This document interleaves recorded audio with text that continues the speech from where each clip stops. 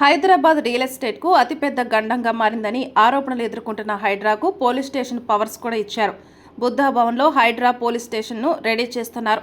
కొంతమంది సిబ్బందిని కూడా కేటాయించారు. వారాంతాల్లో బుల్డోజర్లతో విరుచుకుపడుతున్న హైడ్రా వ్యవహారం రియల్ ఎస్టేట్ వర్గాలలో సంచలనం రేపుతోంది. రియల్ ఎస్టేట్ సెటిల్మెంట్కు ఆయుధంగా మారుతుందా అన్న అనుమానాలు వ్యక్తమవుతున్నాయి. తాజాగా హైడ్రో లోగోను మార్చారు. అందులో నీటి వనరుల్ని కాపాడే సంస్థల్లా సందేశం ఇచ్చారు. చెరువుల ఆక్రమణలను తొలగించేందుకు ఈ సంస్థ ఉందన్నట్లుగా సందేశం ఇస్తున్నారు.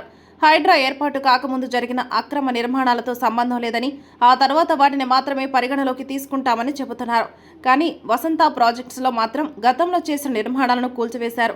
ఈ వ్యవహారంపై ఆ సంస్థ యాజమాన్యానికి వసంత కృష్ణప్రసాద్ కోర్టులో కేసు వేశారు. హైడ్రా కూల్చివేతలు చేపట్టిన ప్రతి అంశంలోనూ వివాదాలున్నాయి, కోర్టు కేసులున్నాయి. అయినా పట్టించుకోకుండా కూల్చివేతలు చేపడుతూనే ఉన్నారు. ప్రభుత్వ భూమి అని నిర్ణయం చేసుకుని రాత్రికి రాత్రే కూలగొడుతున్నారు.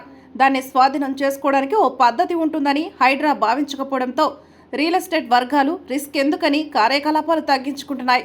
పోలీస్ స్టేషన్ ఏర్పాటు తర్వాత పరిస్థితులు ఎలా మారుతాయోనన్న ఆందోళన కూడా రియల్ ఎస్టేట్ వర్గాల్లో ఉంది.